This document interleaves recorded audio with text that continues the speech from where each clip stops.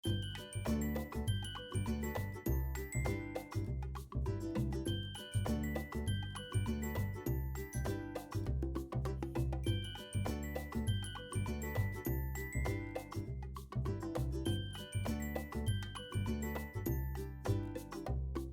साहब का जन्म उत्तर प्रदेश के लखनऊ में हुआ है। आपने इंजीनियरिंग में डिग्री लेने के बाद मैकेनिकल इंजीनियरिंग में पीएचडी की है। आप राजनीतिक में छोटी उम्र में आने वाले राजनेता के तौर पर जाने जाते हैं। आप सबसे कम उम्र में उत्तर प्रदेश के मुख्यमंत्री के सूचना सलाहकार बने थे। इतना ही नहीं, आप 35 वर्ष की उम्र में किसी राष्ट्रीय दल के अध्यक्ष के राजनीतिक सलाहकार भी बनाए गए। आपकी पहचान विचारक, विश्लेषक, राजनीतिक सलाहकार के तौर पर होती है। आप देश की राष्ट्रीय नीति, राजनीतिक, सामाजिक मुद्दों पर विशेष रूप से राष्ट्रभक्ति के विचार के पहलुओं पर बेबाकी से राय रखते हैं। आप वर्तमान में भारतीय जनता पार्टी के राष्ट्रीय प्रवक्ता हैं और राज्यसभा से सांसद हैं। आपका स्वागत, वंदन, अभिनंदन। यहाँ के लोकप्रिय सांसद आदरणीय श्री ज्ञानेश्वर पाटिल जी, कार्यक्रम के अध्यक्ष आदरणीय श्री भंवर झंवर जी, जिला अध्यक्ष सेवादास पटेल जी,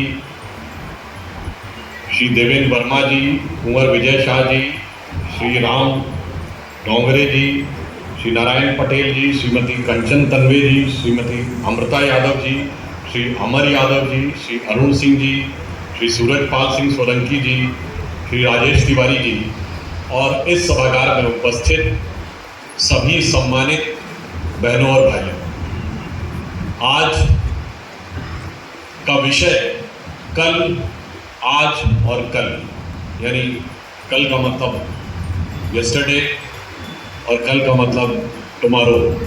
वैसे आज सर्वप्रथम जब हम कल की बात करते हैं, यानी बीते हुए कल की बात करते हैं, तो इस धरती के ऊपर, जैसा कि अभी आपके कार्यक्रम अध्यक्ष जी ने बताया, बहुत ही गौरवशाली कल रहा है।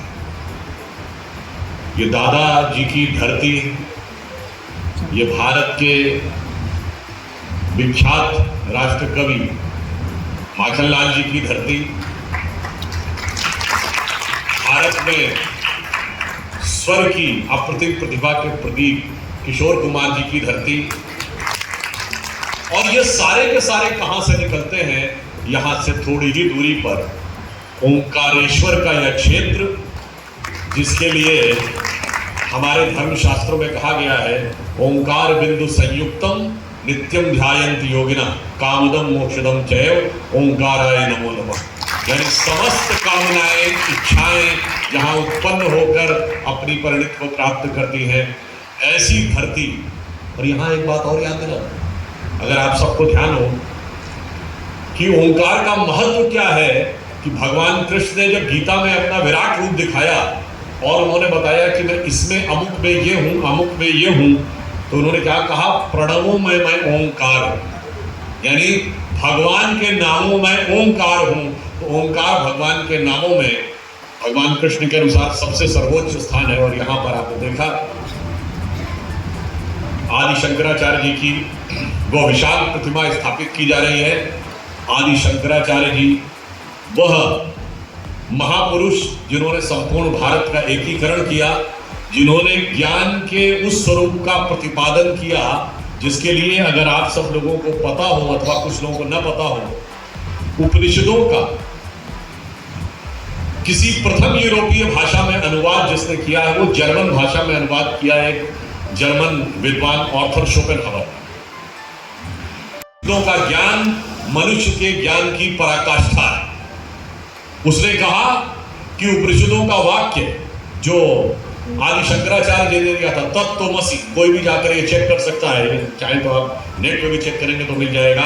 उन्होंने कहा यह मेरी दृष्टि में महावाक्य है। कौन कह रहा है? एक जर्मनी का विद्वान कह रहा है कि उपनिषदों का वह ज्ञान जिसका कि सार आदि शंकराचार्य जी ने प्रतिपादित किया, वो मेरी दृष्टि में महावाक्य है और मनुष्य के ज्ञान की पराकाष्ठा है। तो आप सोचिए कि अगर हम उस धरती पे हैं, और यहाँ मैं ये भी याद दिलाना चाहता हूँ, ये बदलाव इस समय बहुत बड़ा बदलाव आ रहा है। बदलाव सिर्फ इतना ही नहीं है, आज जब हम यहाँ एकत्र हैं आने वाले समय में दीपावली का मौसम भी आ रहा है और चुनाव का मौसम भी आ रहा है, पर इन दोनों मौसमों में पिछली बार के मुकाबले अंतर क्या है? एक बड़ा अंतर यह है कि अब चुनाव का मौसम एक अलग संदेश लेके आ रहा है। जब पिछले संसद सत्र में पहली बार भारत की संसद ने नारी शक्ति वंदन अधिनियम पारित किया है, और वो संयोग देखिए कि हमारी संसद का श्री गणेश चतुर्थी को हुआ, और संसद में के नए भवन में जो पहला अध्यादेश पारित हुआ वो नारी शक्ति वंदन अधिनियम पारित हुआ। अर्थात महिलाओं को अब भारत की संसद और राज्य विधानसभाओं में समुचित प्रतिनिधित्व का मार्ग प्रशस्त किया। और उससे पहले क्या हुआ? उससे पहले भारत दुनिया में चंद्रमा के उस अछूते कोने को छूने वाला पहला देश बना जहां आज तक कोई नहीं गया। और आपको पता ही है कि चंद्रमा या किसी भी ग्रह के ऊपर कोई भी देश जाता है तो उस देश को यह अधिकार होता है कि वो चाहे तो उस पर जो भी नाम देना है उस पॉइंट को दे। तो हमारे प्रधानमंत्री श्री नरेंद्र मोदी जी ने उसको क्या नाम दिया? पॉइंट शिव शक्ति। अरे तभी समझ लेना चाहिए था कि शिव के साथ अब शक्ति को भी स्थान मिलने का समय आ गया है। तो जो हमारे तमाम विरोधी कह रहे थे ना कि ये सत्र क्यों बुलाया गया है, किस लिए, समझ में नहीं आ रहा है, अरे भाई समझने का संकेत प्रधानमंत्री जी ने दे दिया था। समझने वाले समझ रहे थे, ना समझे हुआ नाड़ी था। अब देखिए, इसके ये दर्शाता है कि भारत एक नए स्वरूप। उससे पहले हमने G20 आयोजित किया। यह भारत के इतिहास में पहला मौका था जब दुनिया के 20 सबसे शक्तिशाली देशों के राष्ट्राध्यक्ष भारत में थे। और यह भी एक सुखद अवसर था कि उस G20 को आयोजित करते समय भारत उस G20 की अध्यक्षता ही नहीं कर रहा था। भारत उस G20 में 7.8% की विकास दर के साथ विश्व की बड़ी अर्थव्यवस्थाओं में सबसे तेजी से विकसित होने वाला राष्ट्र था। वो पहला G20 हुआ जो केवल दिल्ली के लुटियंस जोन की किसी इमारत में बैठकर होने वाला नहीं था, जिसने भारत के 60 से अधिक शहरों में भिन्न भिन्न स्थानों में जाकर भारत की विविध प्रकार की संस्कृतियों को हमारे विदेश के लोगों को दिखाया। और इस G20 ने एक और चीज दिखाई, वो कश्मीर जहां कभी ISIS और पाकिस्तान के झंडे दिखते थे, जहां पथराव होता था, जहां बम चलते थे, वहां श्रीनगर में G20 का एक कार्यक्रम आयोजित हो गया। ये दर्शाता है कि भारत कैसा बदलाव आया। और जब हम कल, आज और कल की बात करते हैं तो इसी मध्य प्रदेश में कल, यानी हमारी सरकारें आने से पहले का कल क्या था कि यहाँ के पूर्व मुख्यमंत्री दिग्विजय सिंह जी ने बोला था 2003 के चुनाव से पहले, आप लोगों को याद हो, कि चुनाव विकास के आधार पर नहीं जीते जाते हैं, चुनाव तो मैनेजमेंट और समीकरणों के आधार पर जीते जाते हैं। ये कल था, ये सोच थी कल वालों की। मगर हमारी सरकार ने, श्री नरेंद्र मोदी जी ने आने के बाद और मुख्यमंत्री के रूप में शिवराज सिंह चौहान जी ने विकास के उन शानदार कामों को करते हुए उस सोच को बदला कि चुनाव विकास के आधार पर जीते जा सकते हैं।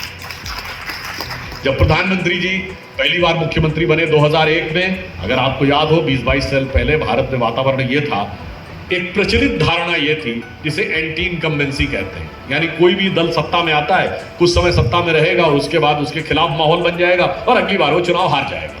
ये माना जाता था जो एक बार सरकार में आ गया वो अगली बार हारेगा। मगर मोदी जी ने आकर विकास के शानदार कार्य, जन कल्याणकारी योजनाएं, गरीब और वंचित तक विकास की उस किरण को पहुंचाकर ये दिखाया कि यदि आप शानदार विकास का काम करेंगे तो उस एंटी इनकम्बेंसी को प्रो इनकम्बेंसी में तब्दील किया। यानी निरंतर हमारी सरकार बनती रही। और यहां भी आपने देखा कि मध्य प्रदेश में केवल वो 2018 में जहां जरा से मामूली के अंतर से कुछ चूक गए थे उसको छोड़ दें, तो 2003 से लेकर आज तक बार बार सरकार में आकर विकास के द्वारा कैसे मार्ग प्रशस्त किया जा सकता है वो सिद्ध किया। वो लेकर जो अभूतपूर्व विकास के कार्य हुए हैं। एक दौर था जब यहाँ मैंने सुना है कि पानी के टैंकर आया करते थे, करोड़ों रुपए नगर निगम का केवल टैंकरों की आवाजाही के लिए व्यय हो जाता था। वहां आज जल की जिस प्रकार की उपलब्धता, पानी की जो उपलब्धता सुनिश्चित की गई है। ये विकास के प्रति हमारी प्रतिबद्धता और विकास के प्रति भाजपा की क्षमता का प्रतीक है। और मैं ये भी कहना चाहूंगा कि जब पानी की उपलब्धता यहाँ सुनिश्चित हो ही गई है तो उस पानी का मान यानी पानी का पानी इस क्षेत्र की जनता अवश्य रखेगी, ऐसी मैं कामना करती हूँ। प्रधानमंत्री जी ने आने के बाद विकास और राष्ट्र गौरव दोनों का काम किया। हमारी सरकार ने भी नर्मदा नदी का जल यहाँ तक लाकर विकास के नए स्वरूप को सामने प्रस्तुत किया। फिर चाहे multi modal logistic park Indore में बन रहा है, जिससे आने वाले समय में इस पूरे परिक्षेत्र में बहुत भारी मात्रा में रोजगार का सृजन होगा, उसका विकास का मार्ग प्रशस्त करना हो, अथवा जैसा मैंने भी बताया कि ओंकारेश्वर में 108 फुट ऊंची आदि शंकराचार्य जी की प्रतिमा हो, या महाकाल का लोक हो, अथवा सागर में संत रैदास जी का 100 करोड़ से बनने की लागत से बनने वाला भव्य मंदिर हो, भारतीय आत्मगौरव के उन सारे विषयों को भी उतनी ही प्रखरता के साथ आगे रखा। मैं ये भी बताना चाहता हूँ कल क्या था और आज क्या है। केंद्र में हमारी सरकार आने से पहले जो कल था, अगर आप याद करिए 10 और 12% की महंगाई की दर हुआ करती थी। विकास की दर महंगाई की दर से कहीं कम थी। और ये बहुत से लोग गैस के सिलेंडर की जो बात करते हैं ना, मैं सारे लोगों से कहता हूं जाके चेक कर लीजिए, अब तो नेट पे अवेलेबल है। जनवरी 2013 में गैस का सिलेंडर 1241 रुपए। जिस 400 रुपए के सिलेंडर की बात करते हैं वो 400 रुपए का सिलेंडर सब्सिडी का सिलेंडर। जैसे आज उज्ज्वला योजना में पहला सिलेंडर मुफ्त दिया जाता है, अब कोई कहे जी मुफ्त का मिल रहा था, इतने का मिलने लगा, वो मुफ्त सब्सिडी थी। और सब्सिडी की व्यवस्था अक्टूबर 2014 में समाप्त हो गई। अब भारत सरकार के पास कोई आधार नहीं रह गया है सिवाय इसके कि वो कीमतों को कम कर सकता। और वो कैसे समाप्त हुई ये भी बताना चाहता हूं। 1 जनवरी 1995 को विश्व व्यापार संगठन के साथ, WTO वर्ल्ड ट्रेड ऑर्गेनाइजेशन के साथ उस समय की सरकार ने जो करार किया था, कांग्रेस की नरसिम्हा राव की सरकार ने, उसके अनुसार यह व्यवस्था बनी हुई थी कि डीजल के ऊपर सब्सिडी अक्टूबर 2010 में समाप्त होगी, जो समाप्त हो गई, और गैस के ऊपर सब्सिडी 2014 अक्टूबर में समाप्त हो गई, तो वो समाप्त हो गई। इसलिए ये झूठ का प्रतिपादन किया जाता है बताने के लिए कि सत्य क्या था। जो बाजार मूल्य था सिलेंडर का वो 1241 है था। और इस भयंकर दौर में, जबकि आप देख रहे हैं कि कोविड के बाद पूरी दुनिया एक भारी आर्थिक मंदी की तरफ जा रही है, रूस और यूक्रेन का युद्ध हो रहा है, और अभी आपने देखा इजराइल और हमास के बीच में युद्ध शुरू हो गया। अंतर्राष्ट्रीय परिस्थितियां इतनी जटिल हैं। इसलिए जो बात मैं कई बार कह चुका हूं, आप प्रबुद्ध हैं तो आप इस बात को समझ सकते हैं। G20 कंट्रीज में एक कोई देश बताइए जहां महंगाई की दर भारत से कम, एक कोई देश बताइए जहां विकास की दर भारत से अधिक है। हम विश्व में इस विपरीत परिस्थितियों में, और मैं सिर्फ कोई पाकिस्तान और श्रीलंका की बात नहीं कर रहा हूं जो लूटे पीटे जा रहे हैं, खत्म हुए जा रहे हैं। मैं बात कर रहा हूं अमेरिका की, मैं बात कर रहा हूं चाइना की। अमेरिका में इस समय 40 साल की सबसे अधिक महंगाई है। अमेरिका के 2 बड़े बैंक, जिसमें सिलिकॉन वैली बैंकक्रप्ट हो गया। आप जाके चेक कर लीजिए, जून के महीने में 2023 में अमेरिकी बैंकों ने फेडरल रिजर्व से सबसे ज्यादा कैश निकाला है। क्यों?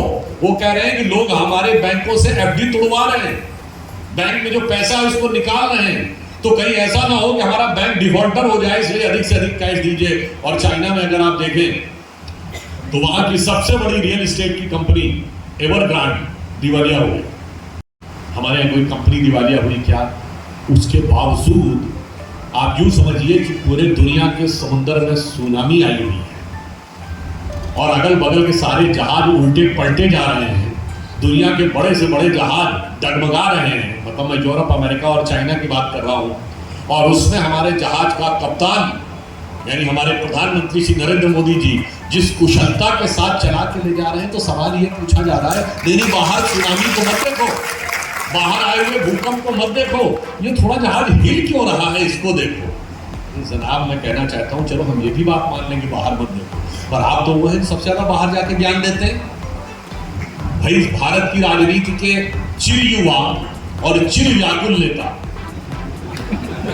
जाकर आज तक भारत में जिस देश की धरती से हमको ज्ञान दिए हो, अमेरिका, तो बता देना चाहता हूं, ब्रिटेन, जर्मनी, इटली, जापान और थाईलैंड, कोई एक देश बताए जहां इस समय महंगाई हमसे कम। या तो बाहर से जाके ज्ञान देना छोड़ दो, और या फिर हकीकत में देखो तो जिस कुशलता से मोदी जी यहाँ तक लेके आए हैं, तो उसके लिए हमें लगता है कि एक पंक्ति उन पर चरितार्थ होती है कि हमें इल्ज़ाम मत दीजिए, बहुत अफसोस होता है। हमें इल्ज़ाम मत दीजिए, बहुत अफसोस होता है। बड़ी तरकीब से कश्ती यहाँ तक लेके आए हैं, बदल देते हैं हम दरिया की लहरें अपनी हिम्मत से, आंधियों में भी अक्सर चिराग हमने जला। हमारी सरकार आई 16 मई 2014 को मोदी जी के नेतृत्व में, भारत के इतिहास में स्पष्ट बहुमत मिला। 16 मई 2014, 18 मई 2014 को ब्रिटेन के अखबार द गार्डियन में, कोई कहेगा विदेश का अखबार क्यों कोट कर रहा है, इसलिए कि वो इस इंग्लैंड का अखबार है जिसने हम पे हुकूमत की थी। द गार्डियन अपने संपादकीय में लिखता है कि 16 मई 2014 का दिन भारत के इतिहास में, जो जवाहरलाल नेहरू जी की स्पीच थी ना 14-15 अगस्त 1947 के रात, ट्रिस्ट विद डेस्टिनी, नियति के साथ मिलन, उसने कहा ये नियति के साथ भारत के दूसरे मिलन के दिन के रूप में आते हैं। और आगे जानते हैं उसने क्या लिखा? उसने कहा 16 मई 2014 का दिन, अंग्रेजी में उसने लिखा, it should be remembered in Indian history as the day on which Britishers finally left India. यानी उस दिन के रूप में जाना जाना चाहिए जिस दिन अंग्रेज पूर्ण रूप से भारत को छोड़ के चले गए। क्योंकि उसने लिखा कि इससे पहले लंबे समय तक जितने लोगों की हुकूमत रही इस देश के ऊपर, उनके दिमाग, विचार और मानसिकता पर ब्रिटिश उपनिवेशवादी विरासत हावी थी।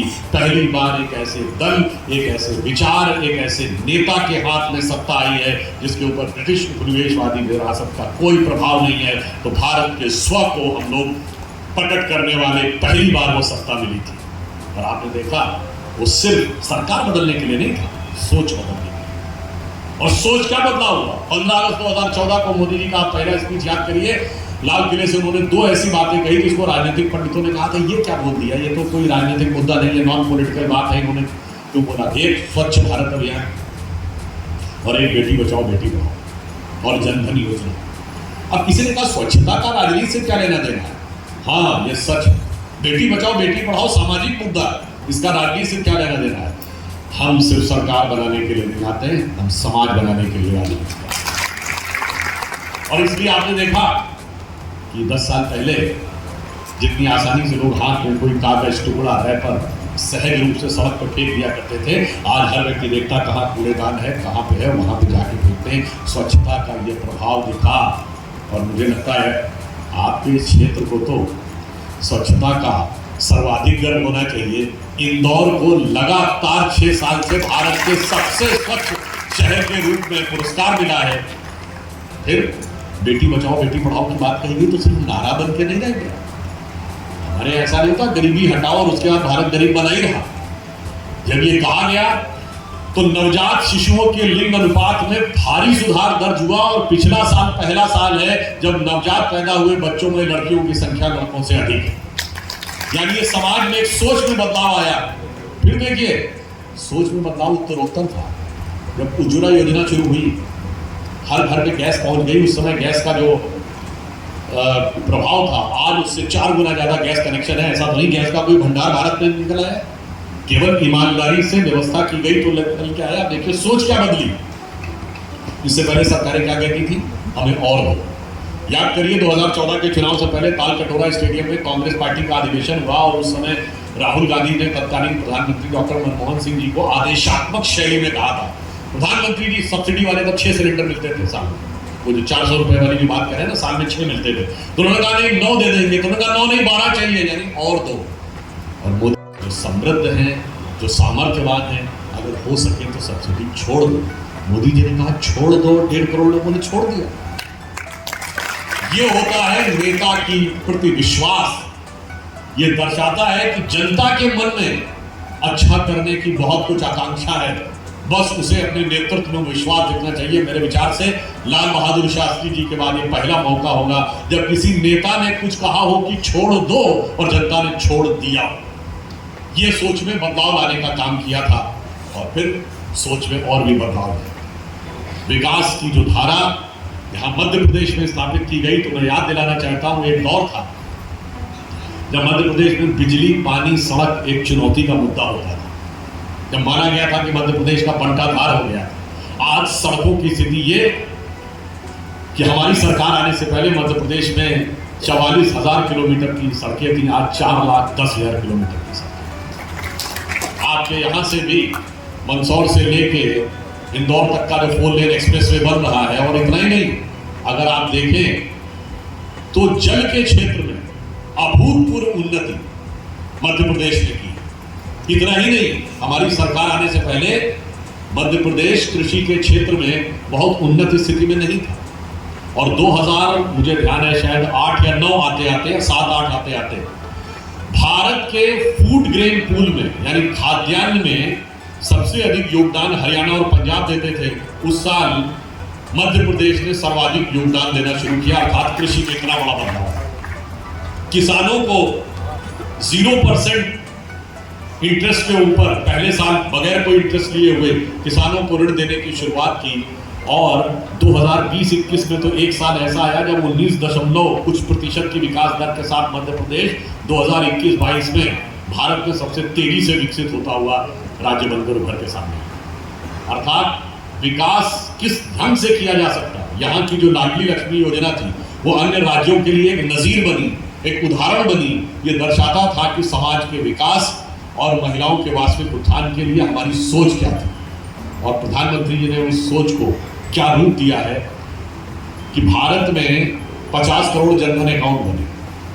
जो मुद्रा योजना के तहत जो लोन मिले हैं करीब 34 करोड़ लोग, उसमें से 55% महिलाओं को मिले। स्टार्टअप यानी एक योजना शुरू की स्टार्टअप इंडिया भारत सरकार ने, जिसमें हर बैंक के हर शाखा को यह निर्देश दिया गया तो 10 लाख या इससे ऊपर के लोन देने थे, ताकि कोई व्यवसाय शुरू कर सके, कि कम से कम एक महिला और एक SC/ST इसको आपको अवश्य व्यावसायिक लोन देना होगा। यानी बैंकों की जो हजारों शाखाएं हैं, कम से कम हमने अनुसूचित जाति, अनुसूचित जनजाति में उद्यमी पैदा करने के भी व्यवस्था प्रशस्त की। और आपने इससे पहले अगर देखा जाए तो दलित चैंबर ऑफ कॉमर्स कभी हमारी सरकार आने से पहले नहीं सुना। देश में संसाधन पर पहला हक महिलाओं का है, गरीबों का है, वंचितों का है।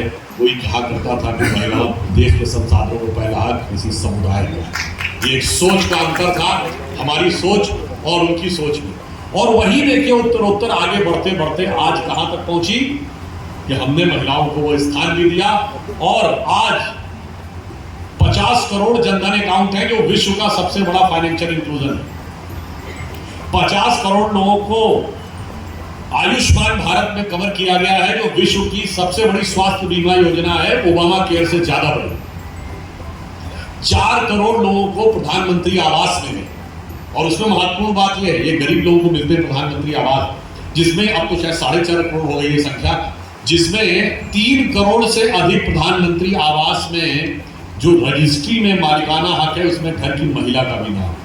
मैं दावे से कह सकता हूं 2014 से पहले निर्धन वर्ग की 3 करोड़ महिलाएं देश में ऐसी नहीं थी जिनके पास पहले तो उनके परिवार के पास कोई संपत्ति हो और उस संपत्ति में रजिस्ट्री में उनका नाम लिखा हुआ हो। ये वास्तविक सशक्तिकरण है जो हमारी सरकार ने जमीन के ऊपर पहुंचाने का प्रयास किया। यानी हम कभी किसी जमाने में कहते थे ना, उगा सूर्य कैसा कहो मुक्ति का ये उजाला करोड़ों घरों में पहुंचा। तो आज प्रधानमंत्री जी ने उन सारे लोगों पर तक वह चीज पहुंचाई है जिसे हम कहते थे ना, खुला पिंजड़ा है मगर रक्त अब भी थके पंछियों के परों तक न पहुंचा। तो आज उन सब तक पहुंचाया ताकि विकास की वो रोशनी सब तक पहुंचे। 11 करोड़ शौचालय बने इस देश में, हर गांव को बिजली पानी सड़क मिला, हर घर तक नल पहुंचाया गया। यानी सारे के सारे विकास के मूलभूत कार्य सब जगह पहुंचाने के बाद अगला चरण विकास की नई ऊंचाइयों तक देश को। हमारी सरकार आने से पहले 70 एयरपोर्ट, आज 150 एयरपोर्ट। इतना बड़ा परिवर्तन है। हमारी सरकार आने से पहले जितनी सड़कें बनती थी, आज 37 किलोमीटर प्रतिदिन की रफ्तार से सड़क बनती है। हमारी सरकार आने से पहले अगर आपको ध्यान हो, एक ऐसा क्षेत्र था जो शायद आपको भी लगेगा बड़ा आश्चर्य, हमने चंद्रयान भेजा। तो ऐसा नहीं चंद्रयान हमारी सरकार आने से पहले नहीं था, उपग्रह तो हमने उससे पहले भी भेजा था। पर कभी आपके मन में यह भावना नहीं आई कि हम उपग्रह बना सकते थे और हवाई जहाज भी बना सकते थे। ये बात तर्कसंगत लगती है क्या? अब आप ये बताइए, हमने मिसाइल बनाई, हम अब इंटर कॉन्टिनेंटल बैलिस्टिक मिसाइल यानी अंतर महाद्वीपीय प्रक्षेपास्त्र बना सके, 10,000 किलोमीटर दूर भी हम कहीं पर बम फेंक सकते हैं, दुनिया में कहीं भी। हम मिसाइल बना सकते थे और राइफल नहीं बना सकते थे। ये बात तर्कसंगत लगती है। इसका अर्थ हुआ हम बना नहीं सकते थे, ऐसा नहीं। हमारे इंजीनियरों और साइंटिस्टों में काबिलियत नहीं थी, ऐसा नहीं है। हम बनाना नहीं चाहते थे, पिछली सरकारें बनाना नहीं चाहती थी ताकि खरीद होती रहे और सब भी चलता रहे। आज हम उस स्थिति में पहुंचे हैं कि मध्यम दूरी की missile, intermediate range ballistic missile BrahMos न सिर्फ हम मैन्युफैक्चर कर रहे हैं बल्कि एक्सपोर्ट करने के लेवल में पहुंच गए हैं। फिलीपींस पहला देश बना है जिसने भारत से इंटरमीडिएट रेंज मिसाइल का एक्सपोर्ट ऑर्डर दिया। अब आपने देखा होगा कि एयरफोर्स में भी ऑपरेशन और मेंटेनेंस के लिए भारत एक हब बन के उभरता जा रहा है और आज एयरफोर्स डे भी है, भारतीय वायुसेना का स्थापना दिवस। अब याद करिए, इससे एक फैक्ट आपको याद दिला देना चाहता हूं। भारतीय वायुसेना की स्थापना 8 अक्टूबर 1932 को हुई थी और जब हम आज़ाद हुए, आज चीन के साथ बहुत प्रकार की प्रतिस्पर्धा और तुलना की बातें होती हैं। ये चौंकाने वाला फैक्ट है, जब हम आज़ाद हुए 15 अगस्त 1947 को, चीन के पास वायुसेना थी ही नहीं। China was having no air force. Chinese air force was established in 1949। आप सोचिए हमारी कितनी बड़ी ताकत थी उनके ऊपर। अगर हमने वो ताकत सिर्फ मेंटेन करके रखी होती, जो थी हमारे पास, सेकेंड वर्ल्ड वॉर में हमारा यूज कर रहा था ब्रिटेन, इसलिए हमारे पास पूरा इंफ्रास्ट्रक्चर था। आपको पता है भारत की फौज की संख्या कितनी थी? लगभग 25 लाख, क्योंकि सेकेंड वर्ल्ड वॉर में उनको हमारी जरूरत थी, इसलिए वो सेना। और जैसे ही हम आजाद हुए 2 साल के अंदर 2 से 3 लाख हो गए। आप सोचिए कि अगर हमने केवल अपनी वायुसेना की शक्ति को सलामत रखा होता आजादी के बाद, तो चीन की 62 में हैसियत ही नहीं होती कि हम पे अटैक कर दें। मगर क्या बताएं, हम वायुसेना के लड़ाकू जहाज उड़ाने से ज्यादा शांत के कबूतर उड़ाने में पड़ गए और उसके बाद जो हमारी जरूरत हुई वो सबके सामने। और मैं एक और फैक्ट भी आपको बता देना चाहता हूँ, हमने इस ढंग से आगे बढ़े तो वायुसेना दिवस पर मैं बता देना चाहता हूँ कि जब भारत स्वतंत्र हुआ, मैंने कई बार टीवी डिबेट में ही पूछी, भाई यदि इतनी बड़ी स्वतंत्रता आपने लड़ के ली थी तो माउंट बेटन ने शपथ क्यों दिलवाई नेहरू जी को 15 अगस्त 47 और 30 जून 48 तक माउंट बेटन को भारत के वाइसरॉय रहे? अगर आप कहें कि कुछ बचा हुआ एजेंडा था जो पूरा करना है, तो भाई पाकिस्तान में तो शपथ नहीं दिलाई माउंट बेटन ने, वहां तो जिन्ना ने शपथ दी, यहाँ क्यों माउंट बेटन ने शपथ दिलाई? चलो 30 जून 48 तक रहे, तो कश्मीर का मामला नेहरू जी माउंट बेटन के सामने क्यों नहीं ले गए? काहे ले गए संयुक्त राष्ट्र संघ में? ये सोचने की बात। और आपको पता है 1 साल तक वाइसरॉय तो अंग्रेज रहा ही। भारत की सेना का अध्यक्ष 2 साल तक अंग्रेज रहा, जनरल रॉय बूचर। भारत की वायुसेना का अध्यक्ष 15 अगस्त 1947 को कौन था? General air chief marshal Thomas Elmhirst. और आपको पता भारत की वायुसेना का चीफ कब तक अंग्रेज रहा है? लास्ट ब्रिटिश वॉज गेरॉल्ड गिब्स 31 मार्च 1954 तक रहा है। गजब की आपने आजादी की बात कही कि 2 साल तक सेना, 1 साल तक गवर्नर जनरल रहा है अंग्रेज, 2 साल तक सेना अध्यक्ष अंग्रेज और 7 साल तक एयरफोर्स का चीफ अंग्रेज। अगर अब मैंने कहा ना, ये सरकार सोच बदलने के लिए आई थी, तो आज का वायुसेना दिवस केवल दिल्ली में रस्म अदायगी के लिए तो जहाज नहीं उड़ रहे हैं। आज का वायुसेना दिवस संगम में प्रयागराज में मनाया जा रहा है, भारत के स्वाभिमान को बनाए रखने। भारत का नौसेना दिवस आएगा दिसंबर में, और इस बार जानते हैं नौसेना दिवस कहां मनाया जाएगा? सिंधु दुर्ग में, जहां छत्रपति शिवाजी महाराज की नौसेना का केंद्र हुआ करता था, वहां भारत की नौसेना अपना नौसेना दिवस मनाएगी। क्योंकि आपको ध्यान हो, अभी मात्र 2 साल, कुछ साल पहले जब हमने चेंज किया है नौसेना का ध्वज, तो हमारे नौसेना के ध्वज के कोने में यूनियन जैक भी था। काहे भाई अंग्रेज का झंडा काहे था? इसीलिए गार्डियन ने लिखा था। अंग्रेजी मानसिकता की बात अभी भी बची हुई थी, और अब उसकी जगह पंचकोणीय छत्रपति शिवाजी महाराज की नौसेना का वो सिंबल आ गया है। यानी भारत स्वाभिमान के साथ उभर रहा है। मगर क्या करे, क्या है उसके खिलाफ जो लोग आकर खड़े हो रहे हैं घमंड के साथ, घमंडिया रूप में। मैं आपको एक रोचक बात बताता हूँ, आज भी उनसे पूछिए, अपने गठबंधन को इंडिया कहते हैं, INDIA। किसी से पूछ लीजिए जरा, इंडिया गठबंधन का हिंदी नाम बता दो, झटके में बता ही नहीं पाता।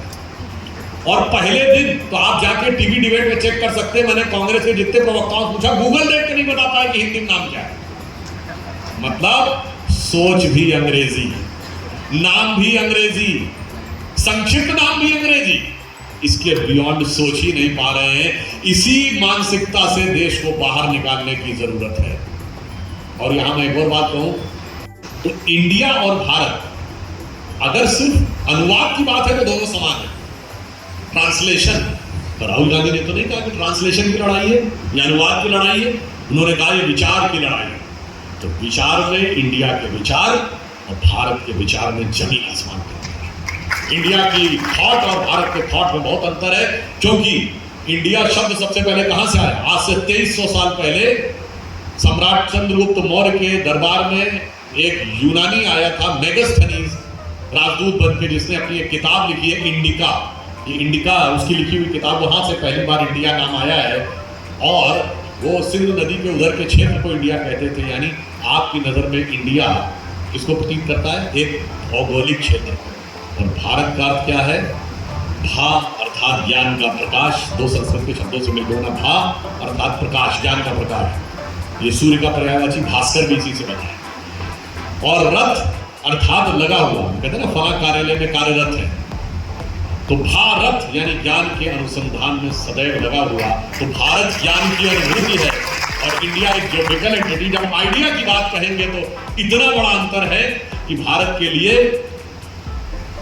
हमारे यहाँ पुराणों में कहा गया है, गायन्ति देवः किल गीत गानी धन्यास्तुते भारत भूमि भागा स्वर्गा पवर्गास्पद भाग हेतु भवन्ति भूया पुरुषा सुरत्वात्। अर्थात वह भारत भूमि धन्य है, देवता जिसकी स्तुति में गीत गाते हैं। क्यों गीत गाते हैं?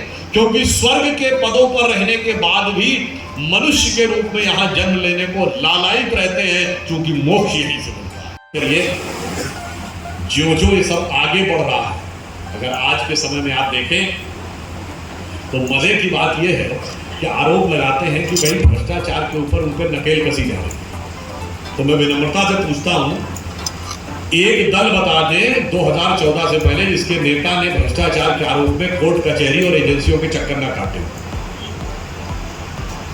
ये बताइए, लालू प्रसाद यादव जी 1997 में जेल चले गए तो भाजपा सत्ता में नहीं आई। मोदी जी अमित शाह जी का कोई नाम नहीं जानता था और उसके बाद वो पर्ची फाड़ रहे हैं 2014 के बाद हमारी सरकार को।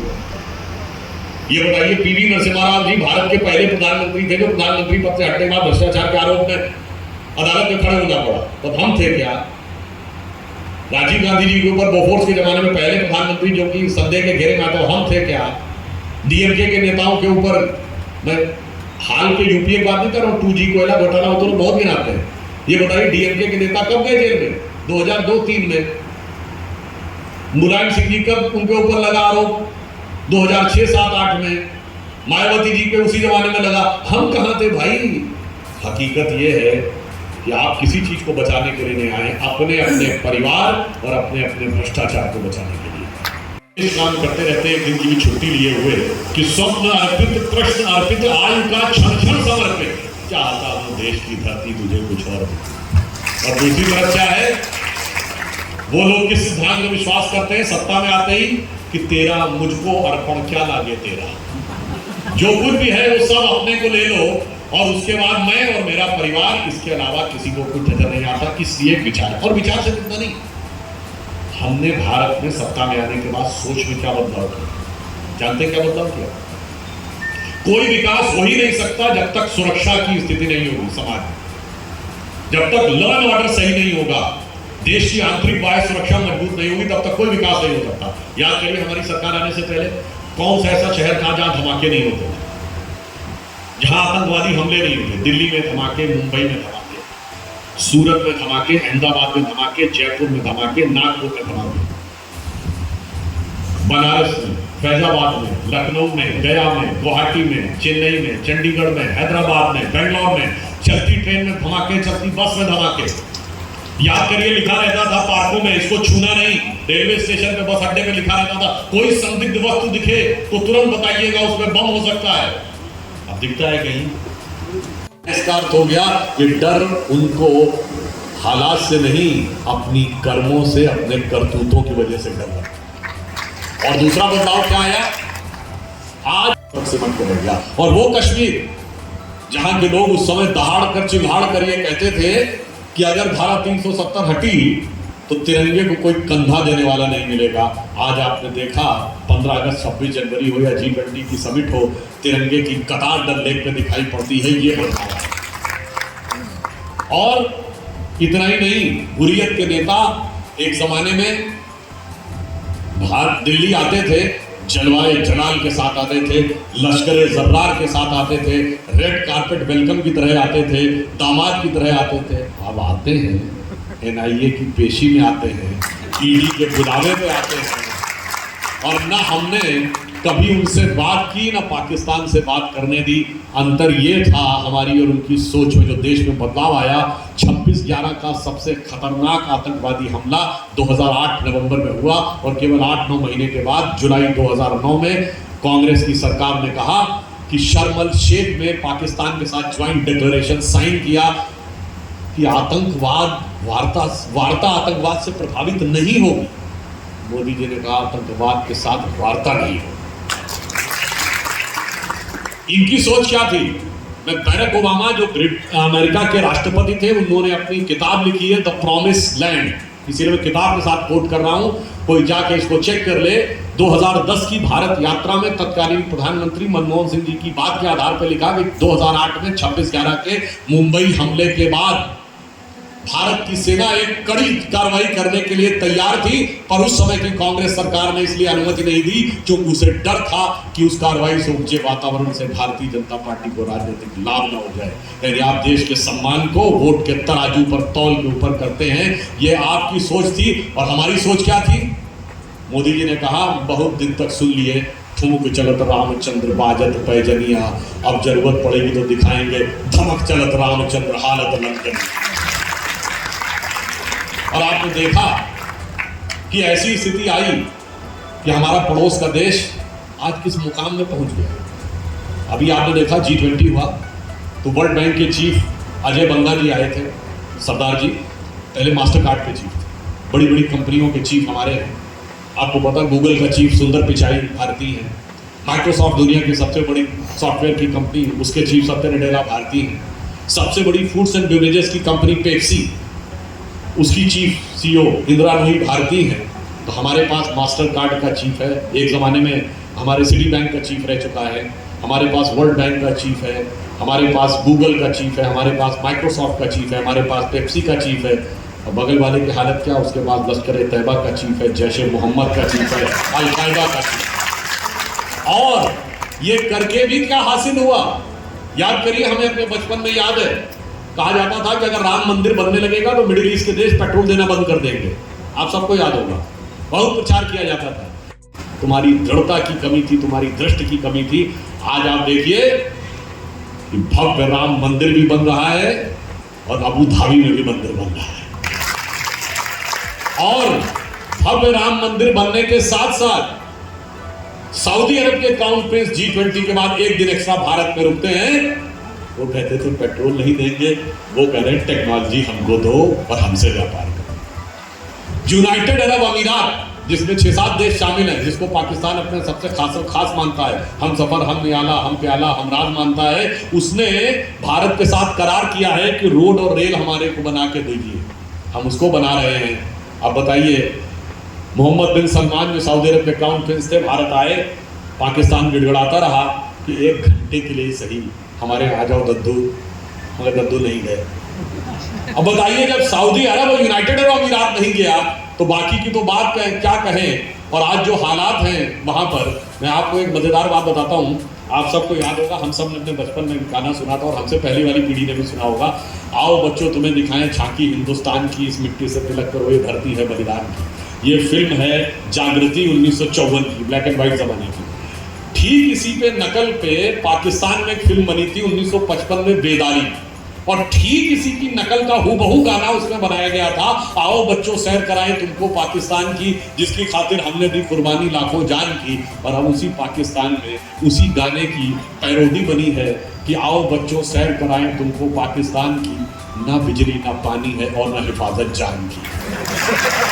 और आगे कहता है जो राइफल होती है ना AK-47, अब क्योंकि यहाँ तो क्लास्टिको भी मिलती है, अब कीमत में नाम की, आओ बच्चों सैर कराएं तुमको। तो मैं ये कहना चाहता हूँ एक सही दिशा में चले और एक गलत दिशा में चले, कहाँ से कहाँ पहुंचते हैं। भारत अब एक स्वाभिमानी मजबूत राष्ट्र। आपने देखा कनाडा के साथ मुद्दा आया, किस मजबूती के साथ हमने उसको हल किया। अब कोई कहेगा आपने अंतर्राष्ट्रीय स्तर पर बहुत कुछ कर लिया तो उससे हमें क्या हासिल हो रहा है। मैं बताना चाहता हूँ हमारे हासिल होने की स्थिति यह है कि foreign exchange reserve, foreign direct investment Bharat में इस समय ऑल टाइम हाई।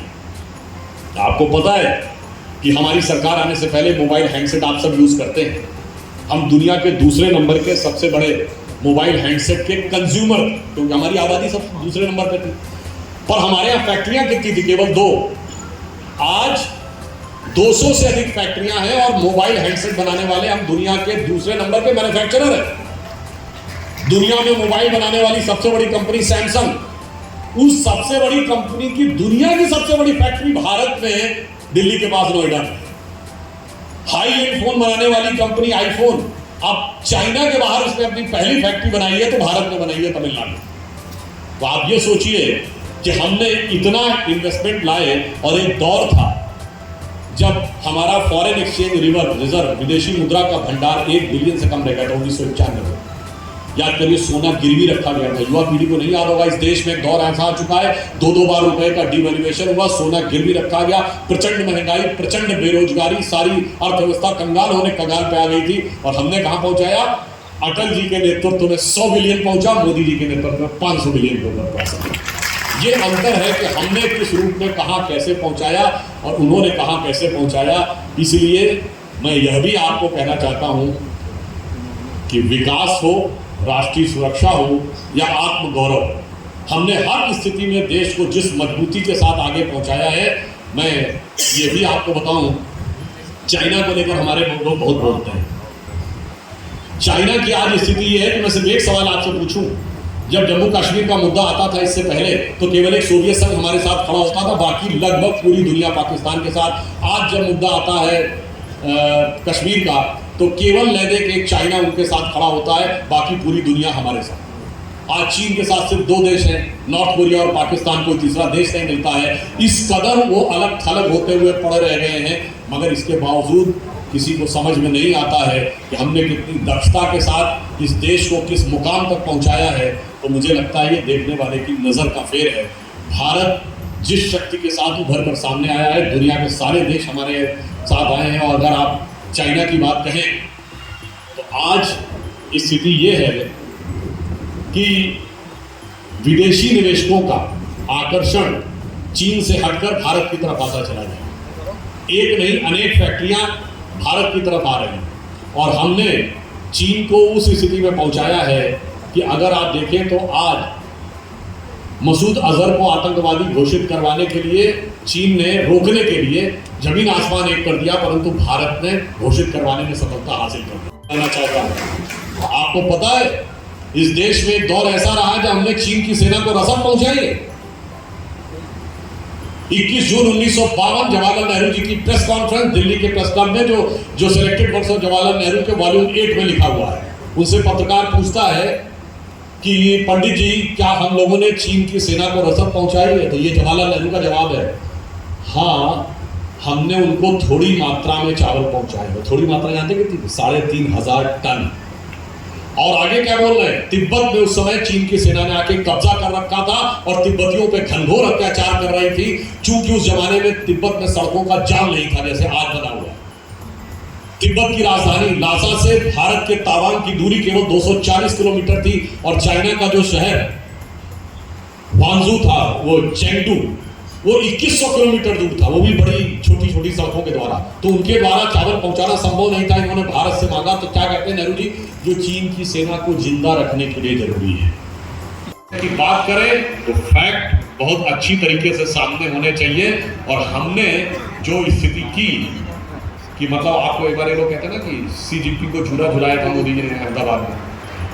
अब हमने स्थिति ये कर दी है कि सिर्फ 2 ही देश उनके साथ हैं, नॉर्थ कोरिया और पाकिस्तान। अगर आप चीन का नक्शा देखें तो इधर है पाकिस्तान, इधर है नॉर्थ कोरिया।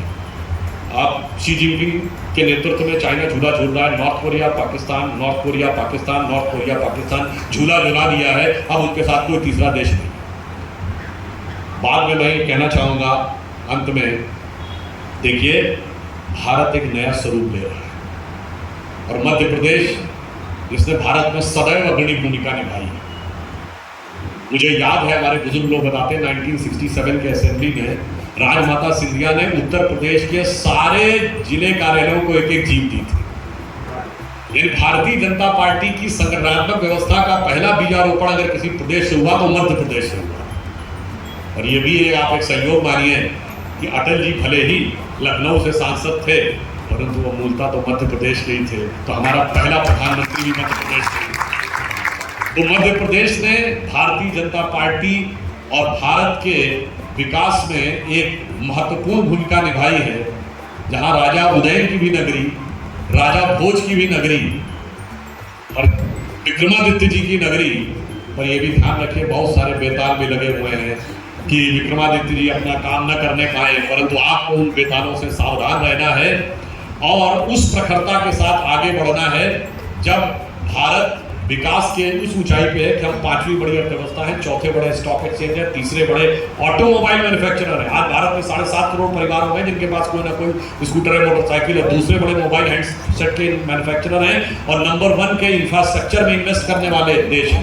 आज इंफ्रास्ट्रक्चर यानी आधारभूत संरचना, सड़क, पुल, एयरपोर्ट, बंदरगाह में हमारा निवेश अमेरिका से भी ज्यादा है।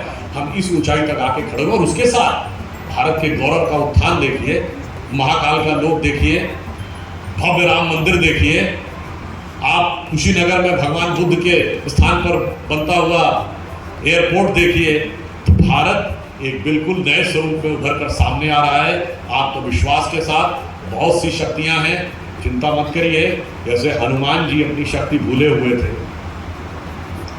हम लोग भी अपनी शक्ति भूले हुए थे। पर जिस दिन सबको पता है, सिर्फ हनुमान जी को कंफ्यूजन था कि उनके पास शक्ति है कि नहीं, वैसे ही भारत के पास, भारतीय समाज के पास, हिंदू संस्कृति के पास कौन सी शक्ति है, इसमें बाहर वालों को कंफ्यूजन नहीं, सिर्फ हमें कंफ्यूजन है। जो जो वो शक्ति जागृत हो रही है तो हनुमान जी को रोकने के लिए बहुत से कालनेमी, मारीच, सुबाहु, ताड़का, सुरसा इत्यादि इत्यादि आए थे ना। आज भी वो रूप बदल बदल के आ रहे हैं, मगर आप बिल्कुल क्लियर कट समझ के रखिए। मैं सिर्फ अंत में ये कहना चाहता हूं एक बात कि पिछली बार तो आपने यहां से 4 विधायक जिताए थे, मगर इस बार वो जीत रिकॉर्ड मतों से होनी चाहिए। और ये भी याद रखिए, एक बात मैं फिर अंत में कह देता हूं, ये मैं पहले भी कह चुका हूं मगर यहां रिपीट कर रहा हूं कि काल चक्र की गति देखिए कि कहां जा रही है दुनिया की गति और भारत का भविष्य। 1 जनवरी 1901 को जब इस देश में सूरज उगा तो इस देश में किसकी सरकार थी? पूरे देश में अंग्रेज की सरकार। 1 जनवरी 1951 इस देश में किसकी सरकार थी? पूरे देश में कांग्रेस की सरकार थी। और 1 जनवरी 2001 को जब 21वीं सदी की पहली किरण इस देश की धरती पर पड़ी तो इस देश में किसकी सरकार थी? अटल जी के नेतृत्व में भारतीय जनता पार्टी। 2001 में मोदी जी ने शासकीय राजनीति में पदार्पण किया, वो गुजरात के मुख्यमंत्री बने और 2010 में मोदी जी के नेतृत्व में स्पष्ट बहुमत की सरकार और फिर दोबारा सरकार स्पष्ट बहुमत की। मतलब बहुत साफ है, 19वीं सदी अंग्रेज की थी, 20वीं सदी कांग्रेस की थी और 21वीं सदी भारतीय जनता पार्टी। ये नियति ने अपनी उंगली दिखा दी है। जैसे भगवान कृष्ण ने बता दिया था अर्जुन को कि ये नियति है, तय है, तुम्हें ही राज करना है। तो उसने कहा महाराज राज करना है तो फिर ऐसे ही हो जाएगा, उन्होंने कहा ना कर्म तो करना पड़ेगा। तो भगवान कृष्ण ने जहां उंगली दिखाई थी उस दिशा में कर्म करना पड़ा। नियति जहां उंगली दिखा रही है, अपनी उंगली को आप सही दिशा में प्रयोग करेंगे तो जो कुछ तय है वो होना ही है। आप बिल्कुल आश्वस्त रहिए। इस पंक्ति के साथ समाप्त करता हूं कि स्वप्न देखा था कभी वो आज हर धड़कन में है। स्वप्न देखा था कभी वो आज हर धड़कन में है।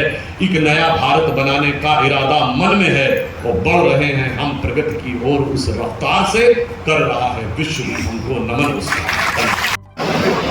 मनोबल विकसित होता है। ऐसे आदरणीय सुधांशु त्रिवेदी जी आज पटवा पधारे और निश्चित ही आपके विचारों और व्यक्तित्व से हम सभी में एक ऊर्जा का प्रवाह हुआ है, जिसके लिए आपको एवं साथ ही मंच पर विराजमान खंडवा के लोकप्रिय सांसद ज्ञानेश्वर पाटिल जी, विधायक राम डांगोर जी, जिला अध्यक्ष रविदास पटेल जी, खंडवा नगर निगम महापौर अमृता यादव जी, जिला पंचायत के अध्यक्ष कंचन मुकेश तन्वे जी, मंचासीन समस्त अतिथिगण, खंडवा के सभी प्रबुद्धजन एवं ज्येष्ठ श्रेष्ठ कार्यकर्तागण, आप सभी का मध्य प्रदेश गौरव प्रतिष्ठान खंडवा की ओर से आभार प्रदर्शित करता हूं, जो आज आदरणीय श्री सुधांशु त्रिवेदी जी की गरिमा में उपस्थिति में आप सभी ने पधार कर इस कार्यक्रम के सार्थक बनाया।